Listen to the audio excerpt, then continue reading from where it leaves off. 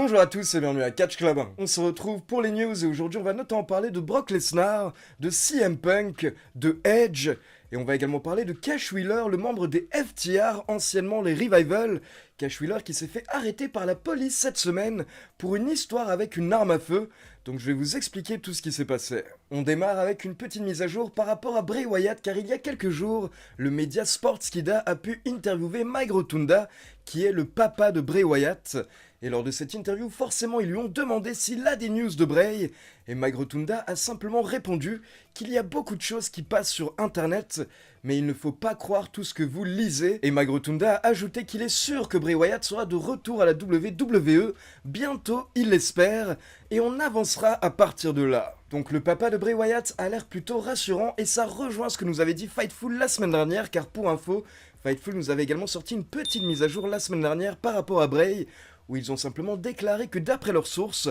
le retour de Bray serait de plus en plus proche. Et au passage, Fightful a même confirmé que la maladie dont souffrait Bray Wyatt ces derniers mois a mis en danger la carrière et même la vie de Bray Wyatt, mais heureusement ces derniers temps il va de mieux en mieux. On enchaîne avec une mise à jour par rapport à Lacey Evans, car pour info, ces derniers jours, Lacey Evans avait effectué pas mal de modifications sur ses réseaux sociaux. Elle avait notamment modifié son nom, elle avait enlevé Lacey Evans pour le remplacer avec son vrai nom, Macy Estrella. Et à côté de ça, dans sa bio Instagram, elle avait ajouté ancienne superstar WWE, et Lacey Evans n'arrêtait pas de poster des sortes de comptes à rebours, donc forcément, on commençait à penser que la semaine dernière, elle allait sûrement quitter la fédération, que son contrat allait sûrement prendre fin. Et donc milieu de semaine, Lacey Evans nous a confirmé que c'est bon, son contrat a pris fin, elle n'est plus officiellement sous contrat avec la WWE. Et pour info, la fédération a également confirmé, car ils ont déplacé le profil de Lacey Evans dans la partie alumni, donc la partie des anciens employés, sur le site officiel de la WWE. Et donc de son côté, Lacey Evans a simplement remercié la WWE pour toutes ses opportunités, mais elle a expliqué que dorénavant elle va se concentrer sur autre chose, notamment le fait d'ouvrir un bar.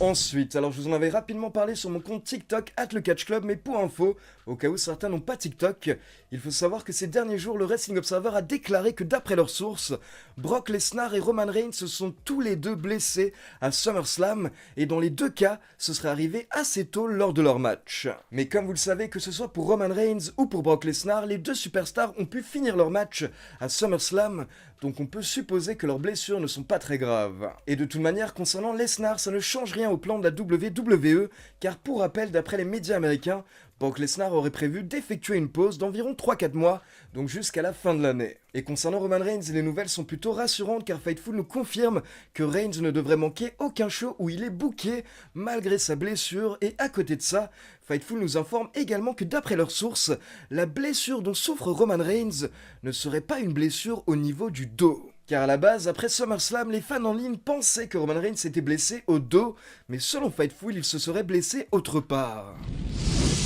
On continue avec une mise à jour par rapport à Edge, car pour rappel, Edge nous a révélé cette semaine que son match à SmackDown face à Sheamus est le dernier match de son contrat actuel avec la WWE. Et donc dans la vidéo résultat de SmackDown qui est sortie hier, je vous ai expliqué la situation avec tous les choix qui s'offrent à Edge, mais il y avait encore une question qu'on se posait, c'est quand est-ce que le contrat de Edge prend fin avec la WWE. À la base, nous n'avions pas la réponse, mais pour info, depuis hier, nous avons la réponse, car Edge a effectué une interview avec le média Morning Fan Show, où il a révélé que son contrat avec la WWE prend fin à la fin du mois de septembre. Donc à l'heure actuelle, Edge est encore sous contrat avec la WWE pour une quarantaine de jours. Mais une fois que son contrat aura pris fin septembre, il sera agent libre, et comme son contrat aura pris fin et qu'il n'a pas été viré, il n'aura pas de clause de non-concurrence, donc il sera totalement libre de faire ce qu'il veut. Et pour info, hier soir, Fightful a posté un nouveau rapport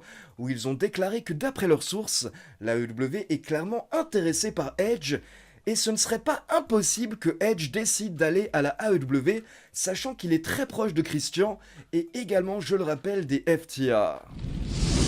On continue avec une petite mise à jour par rapport à CM Punk et des rumeurs qui concernent la AEW et ce qui se passe en coulisses. Alors je vais essayer d'être très rapide par rapport à ça car honnêtement ça me saoule un petit peu tout ce bordel qu'il y a en coulisses de la AEW. Et surtout, à côté de ça, ce ne sont que des rumeurs, donc il n'y a rien de confirmé à l'heure actuelle. Mais pour info, il y a 10 jours, lors de l'avant-dernier épisode de AEW Collision, Hangman Page était censé être présent lors du show, mais au final, la AEW lui a dit de ne pas venir à l'arène. Et à côté de ça, nous avons également appris que la superstar AEW Ryan Nemeth, le frère de Dolph Ziggler, a débarqué à Collision il y a 10 jours. Il était booké, mais quand il s'est rendu à l'arène, les officiels lui ont demandé de repartir directement et il lui avait même booké un vol pour directement rentrer chez lui. Et donc derrière, directement, vous avez plusieurs médias américains qui ont indiqué qu'apparemment, la raison pour laquelle Hangman Page et Ryan Nemeth ont été plus ou moins refoulés de AEW Collision serait tout simplement à cause de CM Punk, parce que CM Punk ne voudrait pas d'eux en coulisses à son show. Et depuis, nous avons eu quelques détails, alors je le précise, encore une fois, ça reste des rumeurs,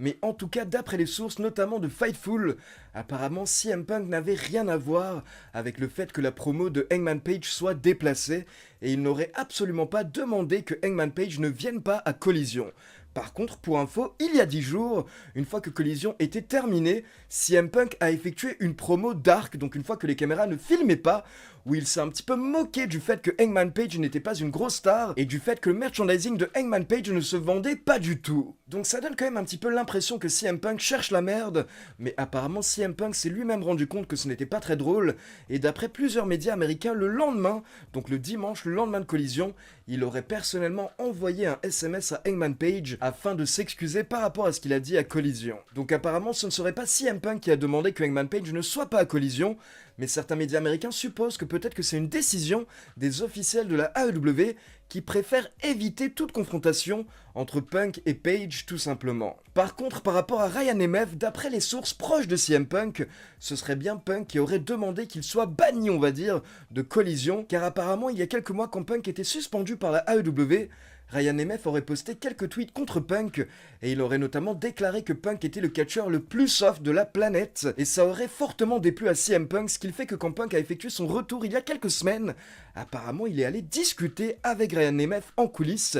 Il y a eu une petite confrontation, une petite explication entre les deux, mais ce n'était pas non plus méga tendu, c'était plutôt une discussion. Sauf qu'apparemment cette discussion n'aurait pas arrangé les choses, et donc comme je vous l'ai dit, apparemment, ce serait bien CM Punk qui aurait demandé que Nemeth n'apparaisse plus à Collision. Et à côté de ça, il y a d'autres rumeurs comme quoi il y a d'autres superstars qui ne pourraient pas apparaître à Collision à cause de CM Punk, notamment Christopher Daniels, Matt Hardy et Colt Cabana. Mais comme je vous l'ai dit, à l'heure actuelle, rien n'est confirmé, donc je n'ai pas envie non plus de critiquer CM Punk gratuitement. Mais de son côté, le journaliste Dave Meltzer a donné son avis par rapport à la situation, en disant qu'il suppose que Tony Khan va céder à tous les caprices de CM Punk, car CM Punk est la star principale de Collision, et le projet repose un petit peu sur ses épaules. Donc à l'heure actuelle, c'est CM Punk qui a le pouvoir entre ses mains. Mais on va finir en défendant un petit peu CM Punk, car d'après certaines sources, CM Punk souhaiterait toujours se poser et avoir une discussion avec The Elite, afin de tenter de calmer la situation, mais à l'heure actuelle, cette discussion n'a toujours pas eu lieu,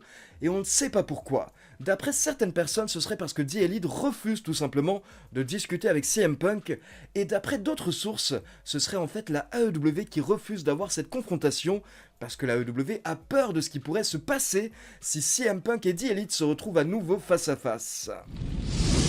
Et donc on enchaîne avec l'affaire de la semaine qui concerne Cash Wheeler, le membre des FTR, que vous connaissez également sous le nom des Revival. Donc pour rappel, à l'heure actuelle, les FTR sont les champions par équipe de la AEW, sauf qu'il y a 2 jours, le 18 août 2023, nous avons appris d'un coup que Cash Wheeler a été arrêté par la police en Floride. Et donc à la base, nous n'avions aucun détail, mais petit à petit, on a eu des détails par rapport à la timeline des événements, et donc on a appris que l'incident qui concerne Cash Wheeler a eu lieu le 27 juillet, et derrière, quelques jours plus tard, Cash Wheeler a plaidé non coupable, mais au final, le 18 août, il a tout de même été arrêté afin d'être présenté devant un juge. Et donc quelques heures plus tard, Cash Wheeler est bien passé devant un juge, il était accompagné par son avocat, et là nous avons eu quelques détails, nous avons appris que Cash Wheeler est impliqué dans un incident de type road rage. Donc road rage, ça signifie rage au volant, Donc apparemment il était sur la route et il aurait pété un câble. Et à côté de ça, on apprend également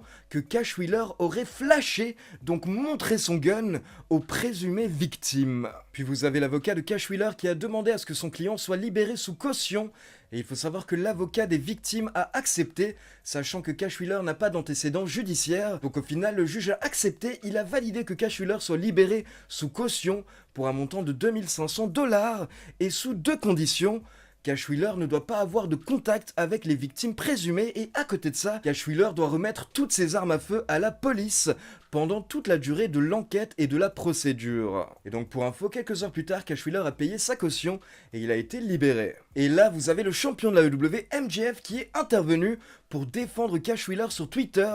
MJF a dit que tout le monde fait des erreurs, mais ce n'est pas une raison pour s'acharner sur Cash Wheeler. MJF a dit qu'il connaît très bien Cash et que Cash est une personne géniale. Donc vraiment, il faut que les fans arrêtent de s'emballer contre Cash Wheeler en ligne et qu'ils arrêtent de le juger. Et du coup, quand on lit le message de MJF, on se dit qu'il y a sûrement une explication et que Cash Wheeler n'a pas simplement pété un câble, peut-être qu'il était en cas de légitime défense, mais en tout cas, si MJF intervient pour le défendre, ça veut sûrement dire que MJF sait des choses que nous ne savons pas, car jusqu'à ce moment-là, nous n'avions toujours pas le rapport de la police, donc on ne connaissait pas les détails exacts de l'histoire. Sauf que quelques heures plus tard, le rapport de la police a été posté en ligne, et là on a un témoignage de la victime, donc voici un petit extrait de ce que la victime a déclaré. J'étais en voiture sur la route quand j'ai aperçu une Jeep Gladiator avec un comportement bizarre et qui klaxonnait. Donc j'ai décidé de me placer sur la file tout à droite afin de laisser passer la Jeep. La Jeep m'a alors dépassé et quand je l'ai regardé, j'ai aperçu un homme barbu qui pointait une arme semi-automatique vers moi depuis la vitre du conducteur avec un regard menaçant. Donc là, j'ai eu peur pour ma vie et donc au final, j'ai ralenti afin de me retrouver derrière la voiture du suspect. Et donc derrière, un petit peu comme vous voyez dans les films, la victime est allée voir la police, ce qui fait que la police a réuni un groupe de personnes qu'ils ont mis dans une salle, et là la victime a dû identifier quelle était la personne qui l'a braqué avec un gun, et il a clairement identifié Cash Wheeler. Maintenant, pour le moment, nous n'avons que la version de la victime, donc sans la version de Cash Wheeler, c'est impossible de vraiment avoir une vraie idée de ce qui s'est passé. Mais en tout cas, ce que la victime raconte n'est pas forcément rassurant. Et donc maintenant, une enquête va avoir lieu pour savoir exactement ce qui s'est passé, mais du coup, tout le monde se demande, est-ce que Cash Wheeler pourra être présent la semaine prochaine, le week-end prochain à Wembley en Angleterre, afin de participer à All In, car pour rappel, il y a déjà 80 000 places qui sont vendues à All In. Je rappelle d'ailleurs que je serai présent, je serai sur place